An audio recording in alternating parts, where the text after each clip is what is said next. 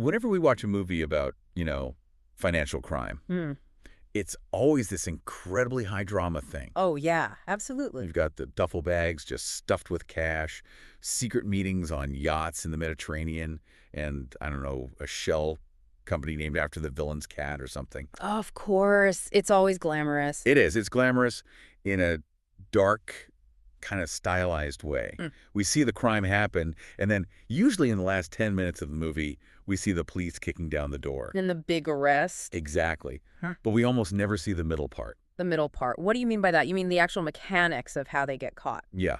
We skip right over the paperwork. Yeah. But in the real world, catching money launderers isn't usually about high-speed car chases or, wiretaps on burner phones. It's about spreadsheets. It's about identity verification forms. It's about the boring, nitty-gritty record keeping. And that is exactly where we're going today. No, I wouldn't call it boring. I might call it the backbone of national security. But I do take your point. Fair enough. If you're waiting for a cinematic climax here, you might be waiting a little while. But if you want to understand how the world actually works, this is where the action really is. Okay, you've convinced me. So today we are doing a deep dive into the plumbing of financial crime prevention in India. The plumbing is a great way to put it. We're looking specifically at the prevention of money laundering, maintenance of records rules, 2005. And to guide us, we're using the NISM IFSCA 01 certification course on AML and CFT, focusing on Chapter 3. Right, but we'll also be pulling in context from the main law, the PMLA Act of 2002, and some really fascinating and recent case studies involving some big names. Big names like Paytm and Bybit. Exactly. This feels like a really crucial topic, because we all complain about the bureaucracy of banking, right? Why do I need to show my ID again? Why do they need my mother's maiden name? Why did they freeze my transaction? All of those questions. And today, we're going to answer them. The mission here is to explain how Indian law mandates financial institutions to, keep score, identify exactly who they're dealing with, and report when things look fishy. And we're going to do it without needing a law degree to understand it. That's the plan. I am so ready to unpack the jargon. I genuinely want to know why the bank teller sometimes looks at me suspiciously when I just deposit some cash. Yeah. But before we get to the rules of 2005, we have to start with the context, right? Right. Why do we even have these rules on top of the actual law? Right. So that's the first and most important distinction. You have the act and you have the rules. The parent legislation is the Prevention of Money Laundering Act, or PMLA, from 2002. Okay. That is the law that says, very simply, money laundering is a crime, and here is how we're going to punish it. So the act is basically the thou shalt not. Precisely. And the act defines money laundering very, very broadly. It's not just hiding money under a mattress. It defines it as any process connected with the proceeds of crime. Any process. Any process. That includes concealment, possession, acquisition, or use of dirty money. And this is really the key phrase, projecting it as untainted property. Projecting it as untainted. That's a very specific choice of words. It almost sounds like a performance. It is performance. That's a perfect way to think about it.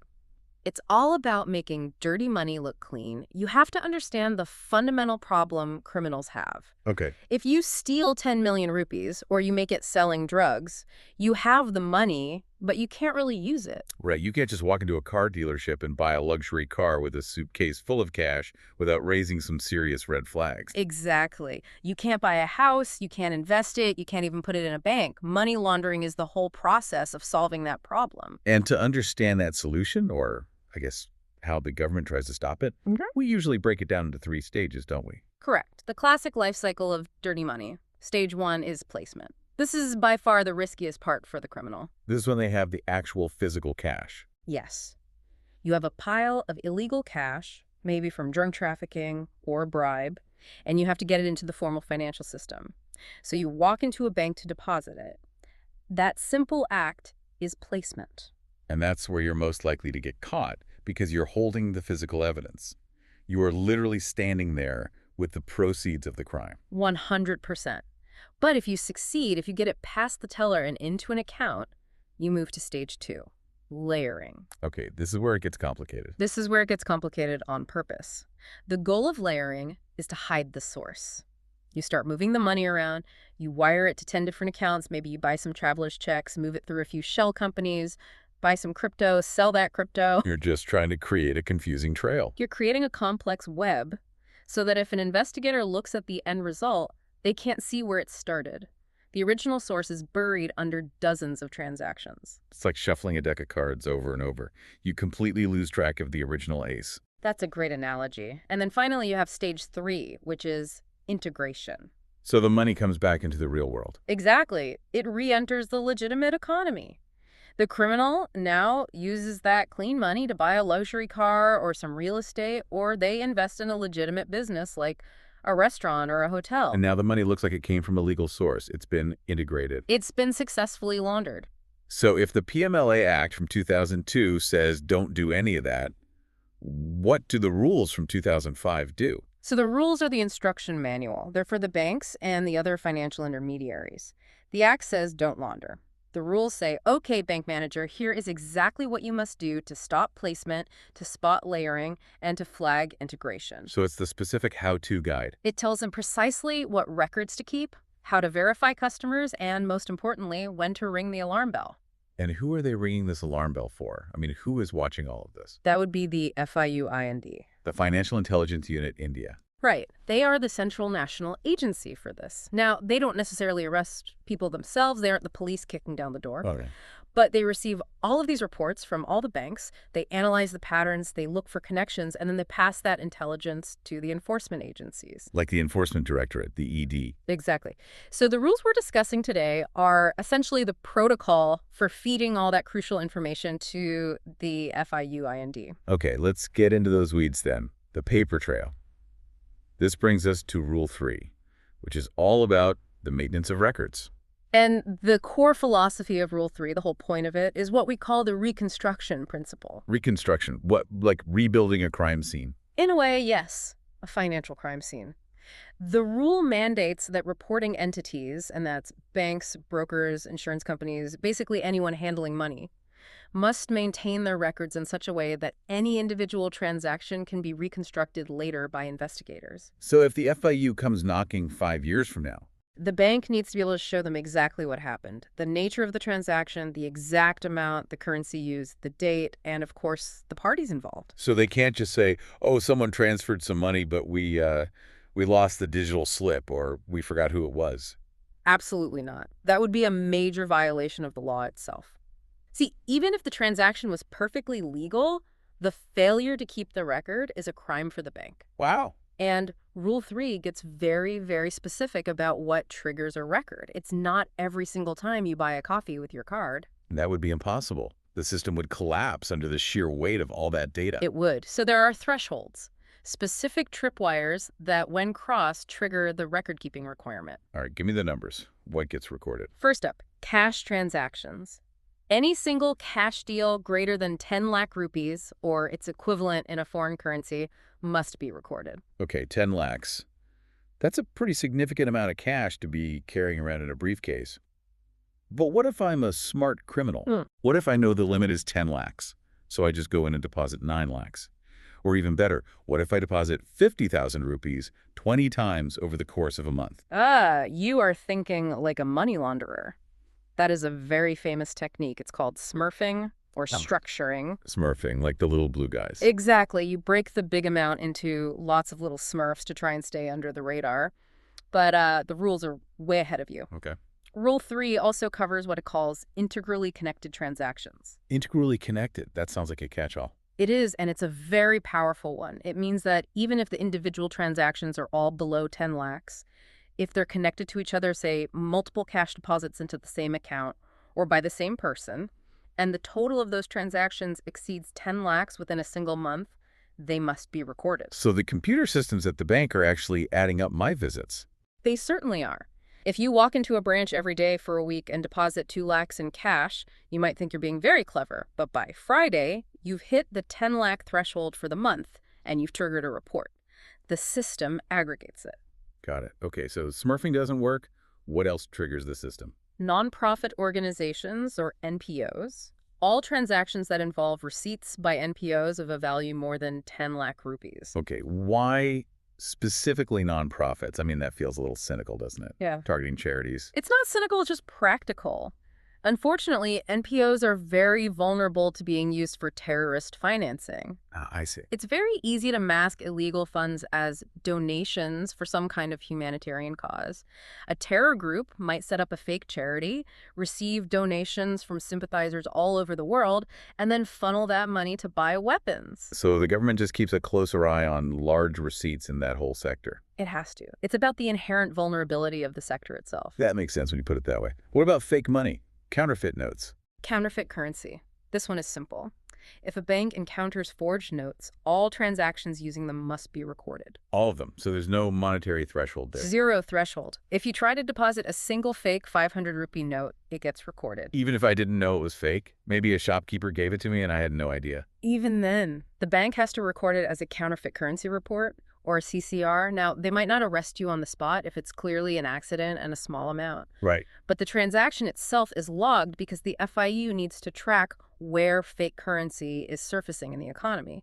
It helps them map the problem. Okay. Then we have moving money internationally. Right. Cross-border wire transfers. Any transfer of more than 5 lakh rupees where either the origin or the destination is India needs to be recorded. That limit is lower. The domestic cash limit is 10 lakhs, but for international wires, it's 5 lakhs. Yes, and that's intentional. International flows are considered inherently higher risk. Why is that? Well, once money leaves Indian jurisdiction, it's much, much harder to trace and almost impossible to recover. So the government lowers the threshold to capture more data on money either leaving or entering the country. And finally, the big one. Real estate. Yes, immovable property. Any purchase or sale of property valued at 50 lakh rupees or more. That's a huge one. Because real estate is just a classic way to integrate dirty money, isn't it? It's the classic method. You buy a house with laundered funds, and you've effectively cleaned that money by turning it into a legitimate, tangible asset. Okay, so those are the hard numbers. 10 lakhs for cash, 5 for international wires, 50 for property. But surely a sophisticated criminal isn't always going to follow patterns that fit into these neat boxes. They'll just avoid these numbers entirely. You are absolutely right. And that is why we have the catch-all category, which is arguably the most important one of all, suspicious transactions. Suspicious. That feels very subjective, though. I mean, I might think a guy wearing a trench coat in the middle of summer is suspicious, but does that count? What legally defines a suspicious transaction? It's defined by behavior, not just appearance or a specific number. It doesn't need to be cash. It doesn't need to be above 10 lakhs. The definition is intentionally broad. So what does it include? It includes any transaction that gives rise to a reasonable ground of suspicion that it involves the proceeds of crime. Or, and this is the most critical part, if it appears to have no economic rationale. No economic rationale. Can you give me a concrete example of what that would look like? Sure. Imagine a student's bank account. This student is, say, 19 years old, has no job, no history of any income. Okay. Suddenly, that account starts receiving large wire transfers, say 50 lakhs, from a shell company in a known tax haven like the Cayman Islands. And then, just as quickly, the student wires that money straight out to a luxury car dealership. Okay, yeah. That just doesn't make any sense for a student. Exactly. Even if all the paperwork is filled out correctly, the underlying logic is missing. There is no economic rationale for a 19-year-old student to be acting as a conduit for millions of rupees. That is a suspicious transaction. So it's about the pattern breaking the norm for that specific person. Precisely. Or another example is if a transaction looks unusually complex for no good reason. Like what? Like routing money through 3 different countries just to pay someone who lives in the same city as you. Why would you pay all those extra fees and take all that extra time unless you were actively trying to hide the trail? The complexity itself is suspicious. Yes. So the bank tellers and the compliance officers, they really have to be detectives in a way. They have to look at a transaction and ask a fundamental question. Does this make sense? It's not just about the numbers then. The algorithm can catch the 10 lakhs cash deposit, but the human element, or a very sophisticated AI these days, has to catch the no economic rationale. So, okay, let's say they spot something. The student with the millions or the guy who's clearly smurfing his deposits. What happens next? We move to part 3, the alarm system. Who actually presses the button? Right. So every reporting entity, every bank, every mutual fund house is legally required to appoint 2 key people. First, a principal officer. This is a management-level officer who is personally responsible for furnishing all this information to the FIU IND. They are the designated point person. They are the ones actually sending the reports. And who's the second person? A designated director. This is someone even more senior, usually a managing director or a partner in the firm. They are responsible for the overall compliance of the entire entity. Why do you need two people? Why not just one? It's about creating accountability at every level. The principal officer does the day-to-day work, but the designated director is there to make sure the resources are available. I see. If a bank completely fails in its duties because, say, they didn't hire enough staff to check the records properly, the designated director is on the hook. It ensures that compliance is a boardroom issue, not just a back office chore. Okay, so the principal officer sees the suspicious student account. When do they have to tell the FIU? What are the deadlines for this stuff? It actually depends on the type of report. For the standard things we discuss, the cash transaction reports, CTRs, the MPO receipts, the cross-border wires, those are all filed monthly. Okay. They have to be sent to the FIU IND by the 15th of the succeeding month. So if I deposit 15 lakhs in cash sometime in January, the report goes to the government by February 15th. Correct. It's a regular batch process for those predictable reports.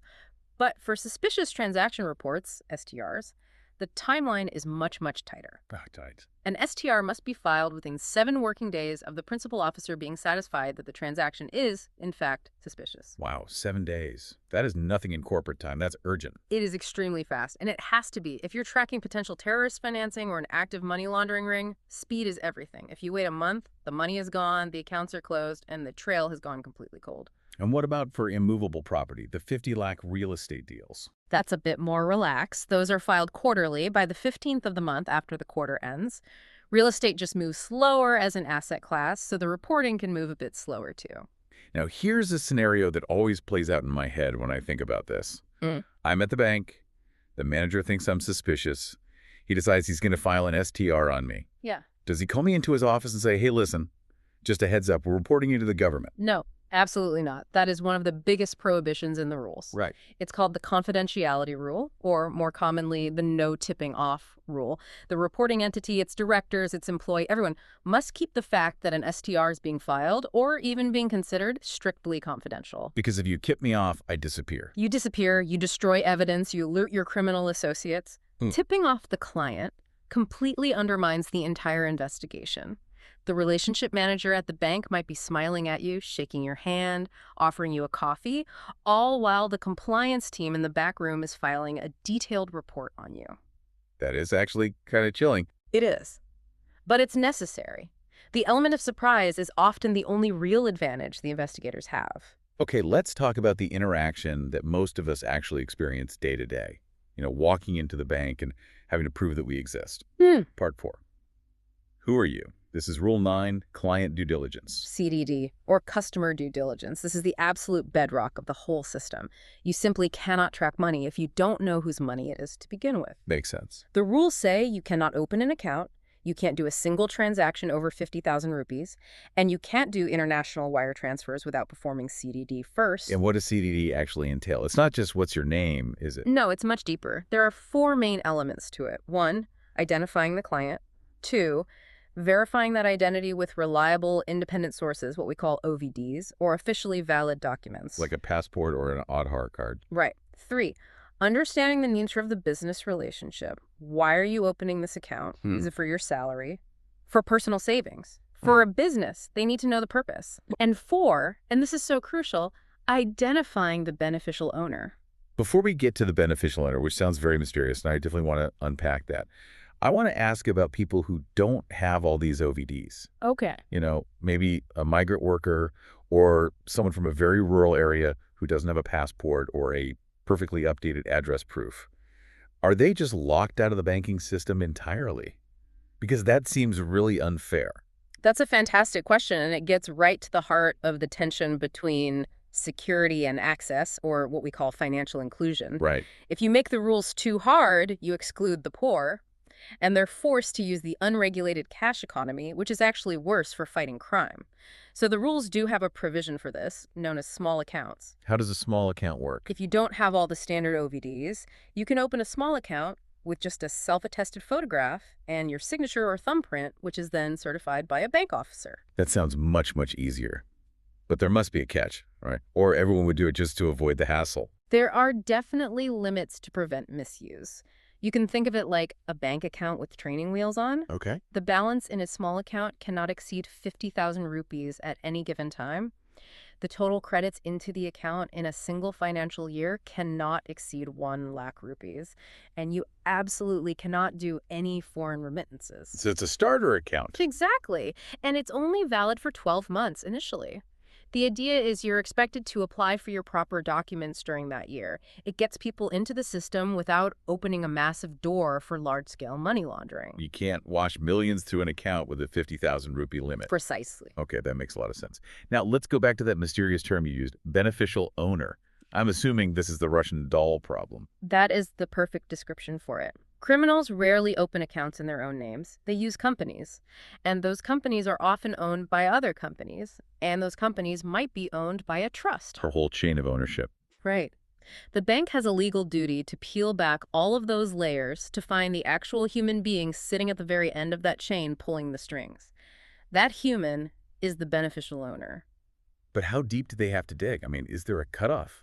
Because that chain could go on forever. The rules set very specific percentage thresholds to give the banks a clear target. For example, if the client is a company, the bank has to look for any individual who holds a controlling ownership interest. And how's that defined? The rule defines that as owning more than 10% of the shares, the capital, or the profits of that company. So if I own 11% of a company that's opening a bank account, the bank needs to know who I am personally. Yes, they need to get your OVDs and verify your identity just like they're verifying the company's identity.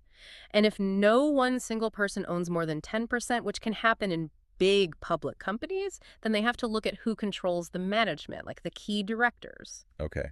What about for a partnership firm? For a partnership firm, the threshold is also 10% of the capital or the profits. And if it's not a formal company, just a group of people, an unincorporated association. For that, the threshold is a little bit higher. It's 15% of the property, the capital, or the profits. Why is it 15% for them and 10% for companies? That seems a bit arbitrary. It's likely based on a risk assessment. Corporate structures, companies, and partnerships are traditionally the preferred vehicles for complex money laundering because they offer a corporate veil of secrecy. They're tighter legal structures. So the net needs to be tighter. Right. So the net is tighter at 10%.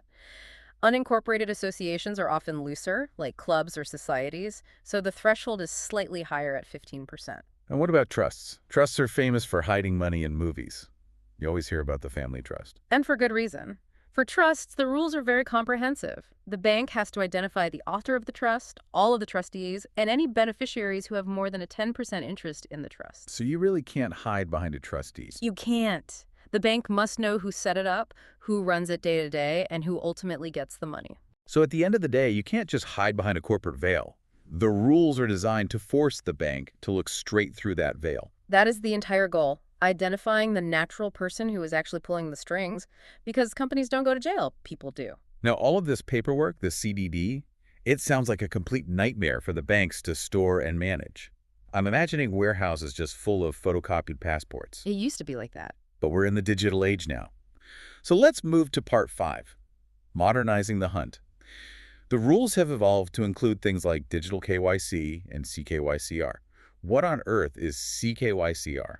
It stands for the Central KYC Records Registry. It was introduced in Rule 9A, and the whole idea behind it is do it once. Oh, I would love that. I absolutely hate submitting the same documents to 3 different banks and 2 mutual funds. It feels like such a monumental waste of time. That is exactly the problem this is designed to solve. Once you do your full KYC with one reporting entity, like a bank, they are required to upload that data to this central government registry. And then what happens? You, the customer, get a KYC identifier. It's a unique 14-digit number. So the next time I go to a new bank to open an account, I can just give them that number. Ideally, yes. They punch in that number, they download your verified records directly from the central registry, and you don't have to carry your passport copy around with you everywhere. It streamlines the process for the customer, and it also ensures there's a single official version of the truth for the entire system. And how are they capturing this data now? I've heard a lot about digital KYC. Is that just me scanning a PDF on my Aadhaar card and emailing it to them? No, and the rules are very, very specific about this to prevent fraud. Digital KYC under the rules is not just a file upload, it requires a live photo. A live photo? You mean I have to be physically present in front of the camera right then and there? Yes, and not just that, the photo must be geotagged. The application has to capture the latitude and longitude coordinates of where you are, and it has to watermark the photo with the current date and time. Wow. So they know exactly where I was standing, down to the meter, when I open the account. Correct. It proves your physical presence in India at that moment. And the authorized officer from the bank has to take a live photo of your original OVV, like your actual Aadhaar card as well. Okay. The background has to be white, and the rules explicitly say no photo of a photo is allowed. To stop me from just holding up a picture of someone else on my iPad and trying to open an account in their name. Exactly. Okay. Or holding up a manipulated photocopy. It has to be the real document, live. And this brings us to VCIP. VCIP. The video-based customer identification process. This was a complete game changer, especially after the pandemic. It allows for fully remote onboarding, but it's treated legally as being on par with a face-to-face meeting. But it's not just a regular Zoom call, right? I can't just FaceTime the bank manager. No, definitely not. It's a secure, consent-based audio-visual interaction that has to be hosted on the bank's own domain. The bank officer, on the other end, has to ensure you are who you say you are, using things like facial recognition and checking your documents live on video. They even ask random questions to ensure you're a live person and not a deepfake recording. That's high tech. It is, but it adheres to all the same strict principles of verification that are in Rule 9. It's fascinating how the rules have had to sprint to keep pace with technology. But, rules are only words on paper unless there are consequences for breaking them. And we have some pretty juicy case studies in Chapter 7 of our Thirst material. Yes, we do. So let's talk about what happens when these big companies don't follow the rules. Let's look at the real-world fallout, because this isn't theoretical. Real companies lose a lot of real money when they mess this up. Okay, let's start with Bybit. They're a huge name in the crypto world. What happened there? This is a classic case of a company thinking they could fly under the radar. The case is FIUIND versus Bybit Fintech Limited. Bybit is a virtual digital asset provider, basically, a crypto exchange. Right. And they were operating in India, serving Indian clients, making money from Indian clients. But they didn't register. That's the core offense. Under the PMLA, if you deal in virtual assets in India, you are a reporting entity. You have a legal obligation to register with the FIUIND. Bybit just didn't. They operated on the assumption that because they were digital and global, local Indian rules didn't apply to them. And what was the consequence of that assumption? A massive penalty.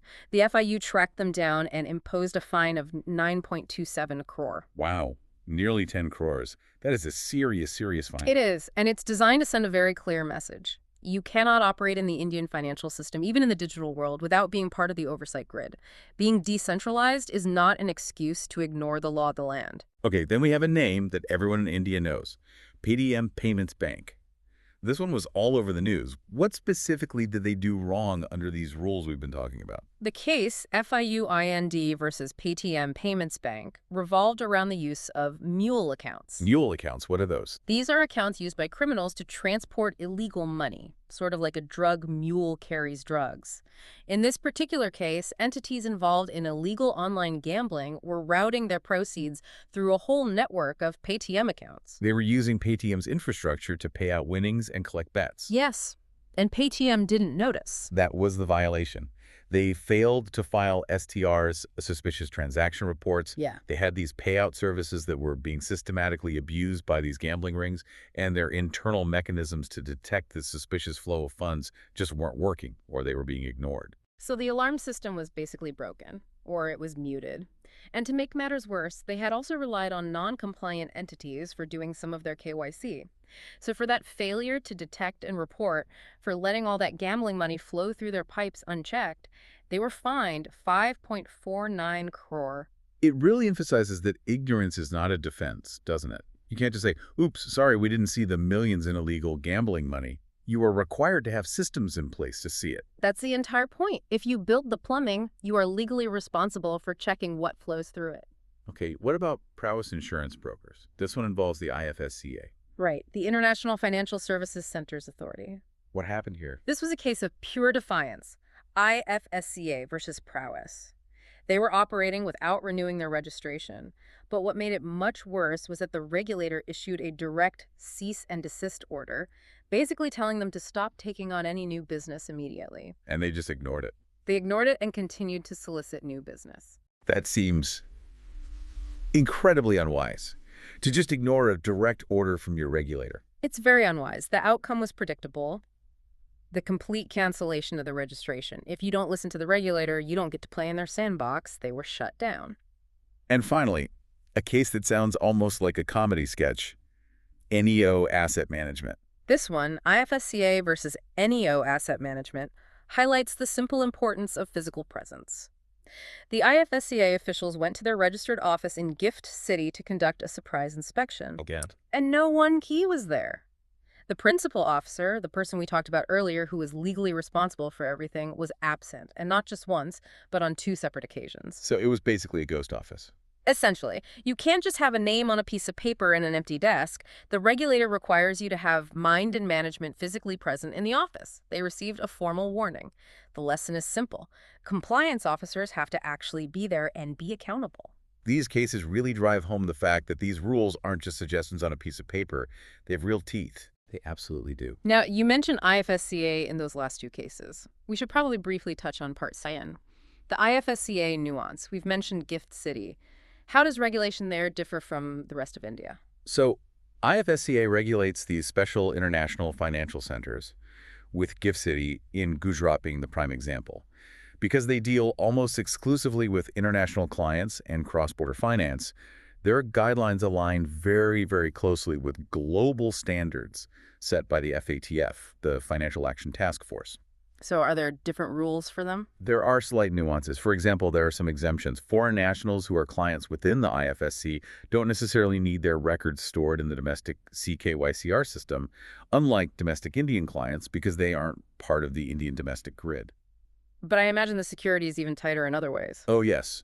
Sanction screening, which is checking names against global sanctions lists like the UN Security Council's ISIL and al-Qaeda lists, is emphasized extremely heavily there. Because the money is international. Exactly. Because of the cross-border nature of the money, the risk of terror financing and sanctions evasion is considered higher, so the screening has to be more rigorous. It's like a specialized high-security airlock for international finance to enter and exit the country. That's a great way to put it. It has to be secure to prevent any contamination from entering the global financial system. Okay, we have unpacked a lot today. Let's try and bring it all together. If we just zoom out for a second, the rules of 2005 essentially create a massive net.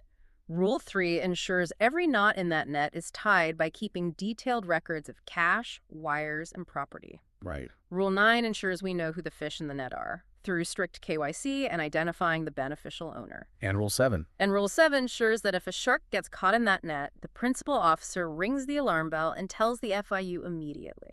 So for the listener, the person standing in line at the bank getting annoyed that they have to fill out another form, this really explains the why, doesn't it?